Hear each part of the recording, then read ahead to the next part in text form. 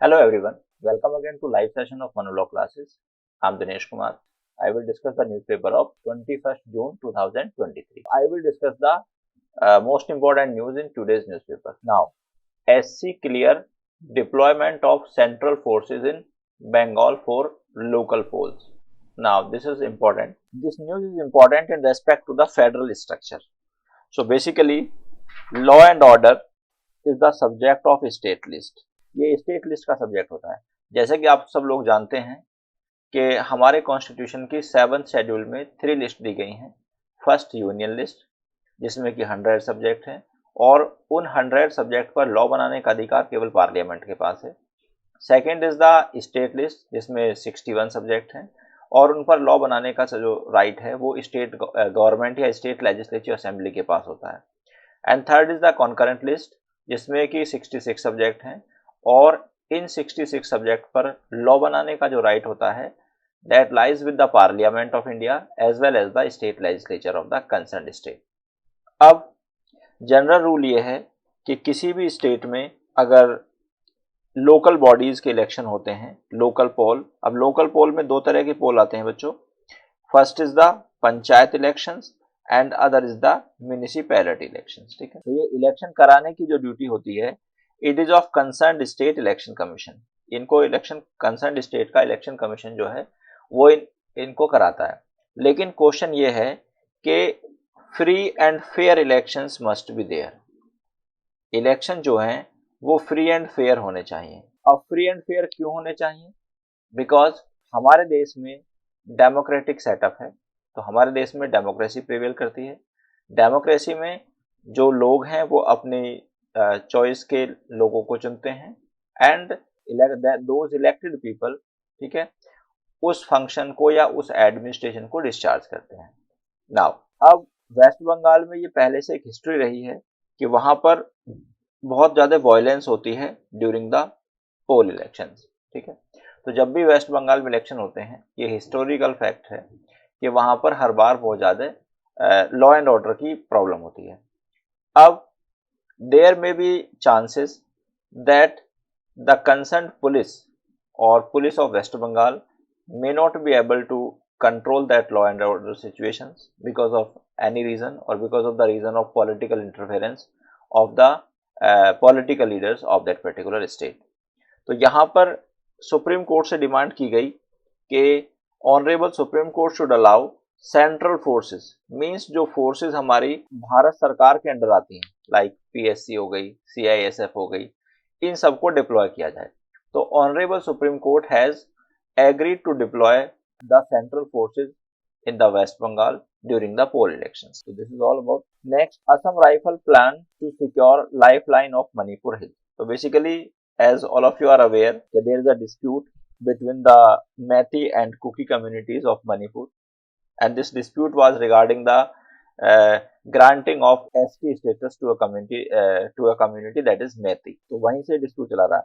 लेकिन अब apprehension ये है कि वहां पर एक ब्रिज है जो कि नेशनल हाईवे पर है और जो मणिपुर में जो मैथी कम्युनिटी और कुकी कम्युनिटी है उनके लिए कुछ एसेंशियल चीज़ों की सप्लाई के लिए जो ब्रिज है वो बहुत ही इम्पोर्टेंट है। तो एप्रीहेंशन ये है कि कहीं कोई भी ग्रुप उस पर्टिकुलर ब्रिज को गिरा ना दे। So that is the reason. तो असम राइफल है जो वहाँ की फोर्स है that is trying to protect that bridge. PM Modi lands in US many events in Parliament. So basically this is not important, but just you need to know that 21st June is celebrated as the International Yoga Day. तो हमारे prime minister Shri Narendra Modi ji US में गए हुए हैं।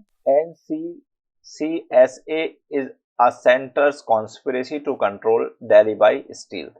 तो basically ये important news है। तो अभी रिसेंटली क्या हुआ, देयर वाज अ कंट्रोवर्सी और there was a dispute between the Chief Minister of Delhi, Shri Arvind Kejriwal ji, and the concerned Lieutenant Governor V.K. Saxena ji.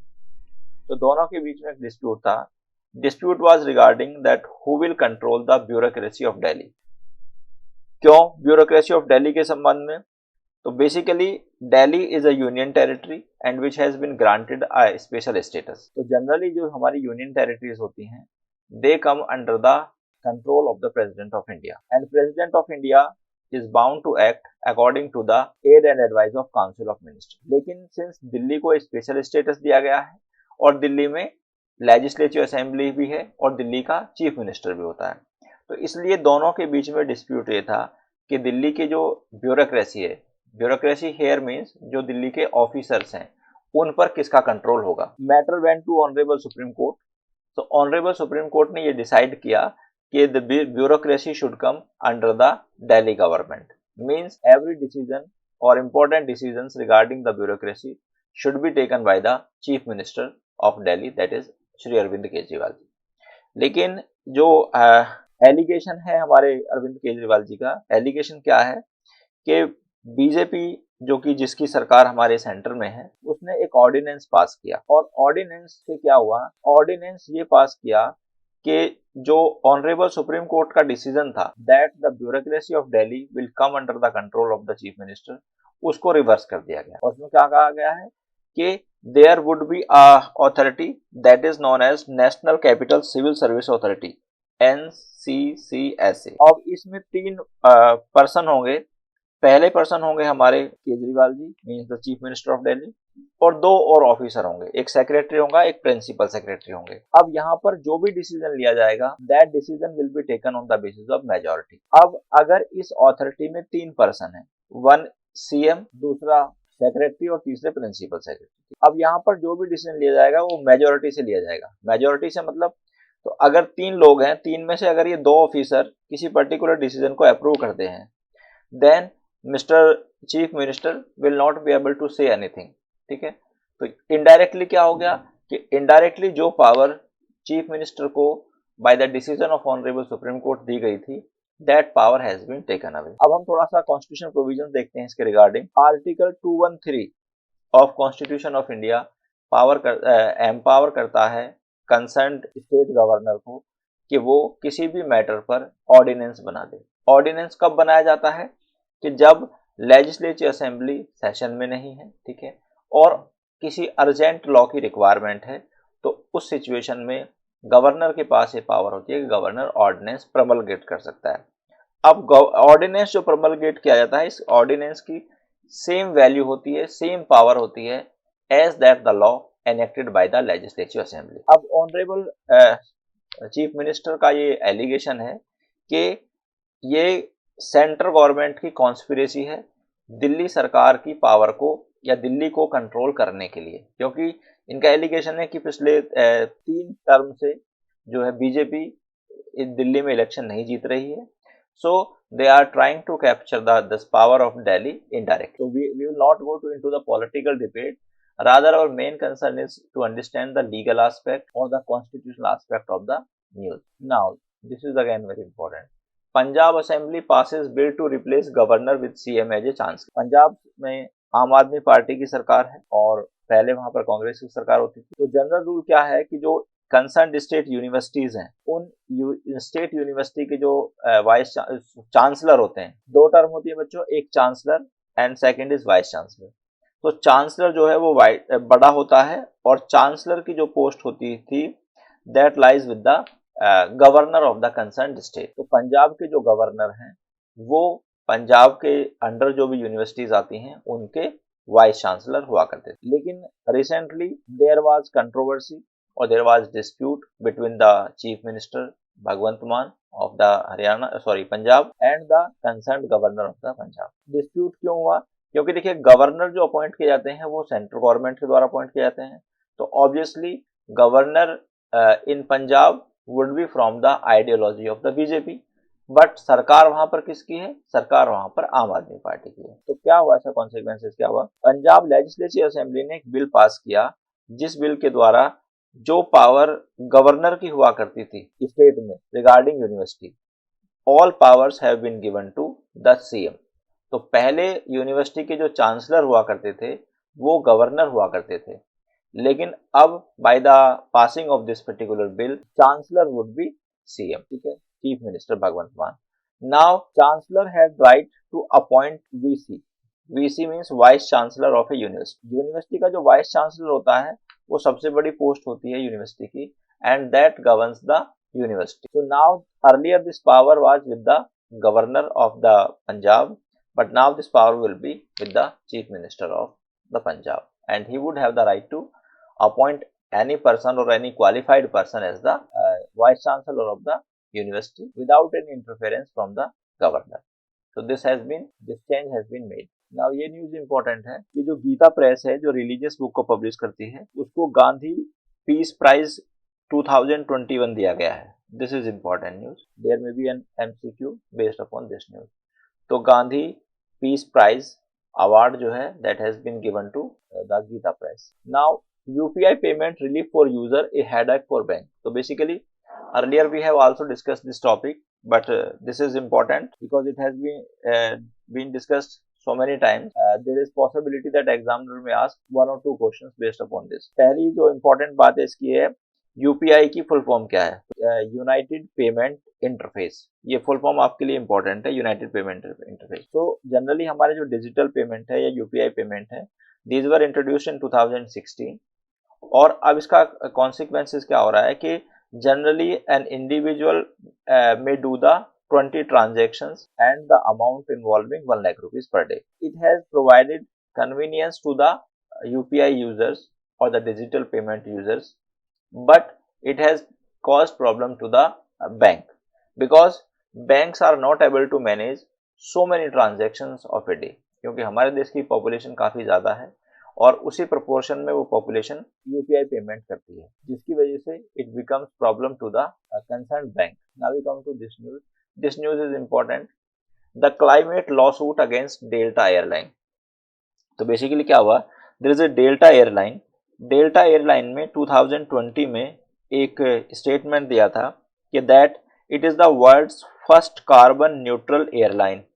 तो इसने कहा था कि 2020 में डेल्टा एयरलाइन संसार की पहली कार्बन न्यूट्रल एयरलाइन बन गई. तो means it does not produce CO2. CO2 is one of the gas which is responsible for global warming, and for that purpose, according to the claim of Delta Airline, it has invested $1 billion on reducing fuel usage and the carbon removal technique. लेकिन अभी a person has filed suit against this. Lawsuit has been filed against this airline that its claim are bogus. तो means lawsuit में ये allegation लगाया गया है कि जो ये क्लेम करती है कि that it has become carbon free and it is the first airline, first carbon free और कार्बन न्यूट्रल एयरलाइन, तो इसके जो क्लेम्स हैं वो सारे बोगस हैं. Means they are not based upon any substantial defence. So this matter is sub judice. Let's see what will happen. But airline has contended that no, its claims are genuine, but the concerned person who has filed a lawsuit against this airline, the claim of that person is that these are bogus. So let's see what will happen in the final decision of court. Now, this news is the most important news of today. What is the contention between Coal India and CCI? तो basically क्या है, कोल India एक company है भारत सरकार की जिसमें government of India की 60% share जो है वो गवर्नमेंट ऑफ इंडिया के पास है. So this is the government company. And another body is the CCI. CCI means competition commission of India. Competition commission of India. अब ये जो CCI है, कॉम्पिटिशन कमीशन ऑफ इंडिया का मेन रोल क्या होता है? कॉम्पिटिशन कमीशन ऑफ इंडिया का main role होता है कि if particular entity means company और any other entity abusing its dominant position, तो ये उसके खिलाफ एक्शन ले सकता है. So now the allegations against the Coal India were that कि कोल इंडिया जो है ये मेन कंपनी है भारत में जो कि हमारी इलेक्ट्रिसिटी प्रोड्यूसिंग कंपनीज को कोल सप्लाई करती है. जैसे कि आप जानते हैं कि हमारे देश में 70% इलेक्ट्रिसिटी जो प्रोड्यूस होती है that is produced by the coal. कोयले को यूज कर 70% इलेक्ट्रिसिटी देश की प्रोड्यूस होती है, जिसका कॉन्सिक्वेंसेस क्या है? It has been found by the CCI के जो कोल इंडिया है that is imposing unfair discriminatory conditions in fuel supply agreement with the power producers for supply of non cooking. In other words, तो basically क्या है कि ये जो Coal India का पावर सप्लाई कंपनी के साथ जो एग्रीमेंट है उसमें कोल इंडिया ने कंपनियों पर कुछ अनरीजनेबल या डिस्क्रिमिनेटरी कंडीशंस रखी हैं। These are against the spirit of the contract. Second में क्या है इसका दूसरा मतलब यह है कि CIL मींस कोल इंडिया क्या कर रही है, कोल इंडिया अपने सब स्टैंडर्ड क्वालिटी के कोल को एक हायर स्टैंडर्ड रेट पर बेच रही है। मींस फॉर एग्जांपल अगर हम समझें कि सपोज एक कोयल है और वो सब स्टैंडर्ड क्वालिटी का है, तो जनरली सपोज दैट उसका रेट 100 रुपीज पर केजी होना चाहिए, बट कोल इंडिया क्या कर रही है, कोल इंडिया उसको 200 रुपए के रेट पर बेच रही है for example. So it was treated as the abuse of dominant position. What do you mean by the term abuse of dominant position? This term is very important and it is found in the Competition Commission Act में, Competition Act 2002 में ये term पाई जाती है। Abuse of dominance का मतलब ये होता है कि अगर कोई कंपनी, अगर कोई एंटिटी अपनी किसी पोजीशन में है और वो उसकी उस पर्टिकुलर प्रोडक्ट पर या उसकी कंपनी, उस कंपनी की मार्केट में मोनोपोली है। मोनोपोली मतलब एकाधिकार है कि उस जैसा कोई भी नहीं है, और अगर वो अपनी इस पोजीशन का गलत फायदा उठाती है जिससे कि वो दूसरी कंपनियों के साथ जो कि उससे डील करती हैं उनको उनके साथ हरासमेंट करती है, उसके साथ डिस्क्रिमिनेटरी बिहेवियर करती है, then it is known as the abuse of dominant position. Means कि वो अपनी पोजीशन का गलत फायदा उठा रही है। Now if a company uses its dominant position or abuses its dominant position, then Competition Commission of India has right to take action against that. So इसी लाइन में कंपटीशन कमीशन ऑफ इंडिया ने उस पर 591 करोड़ रुपए का tax fine impose किया, penalty impose की। कोल India ने इसको चैलेंज किया सुप्रीम कोर्ट में, ठीक है। तो contention on the part of Coal India was that, contention Coal India के पार्ट पर ये थी कि हमको गवर्न करती है भारत सरकार, so we are outside the purview of, हम कंपटीशन कमीशन ऑफ इंडिया के अंदर नहीं आते। लेकिन ऑनरेबल सुप्रीम कोर्ट ने कहा है कि it does not mean that you are being governed by the central government. So ऐसा बिल्कुल भी नहीं है कि आप कंपटीशन कमीशन ऑफ इंडिया के अंदर नहीं आएंगे। सो you will still be governed by the Competition Commission of India. SC refuses urgent hearing on plea seeking army protections for cookies. So this news is related to the Manipur dispute. So वहां पर एक PIL file की गई है। PIL की full form होती है public interest litigation. ये कोई भी व्यक्ति फाइल कर सकता है, तो इसके लिए उस पर्सन का होना मैंडेटरी नहीं है that is going to be affected or that has been affected by the particular violence. सो इस PIL में ये प्रोटेक्शन, इस PIL में ये डिमांड की गई है कि जो कुकी कम्युनिटी है मणिपुर की, उसके लिए आर्मी प्रोटेक्शन दी जाए। लेकिन ऑनरेबल सुप्रीम कोर्ट ने इसको अर्जेंटली हियर करने से मना कर दिया है, एंड ऑनरेबल कोर्ट ने कहा है it will be heard on I think 3rd of July. So that's all for today, my dear students. I will come again with the next The Hindu News analysis. Till then, thank you very much. Goodbye.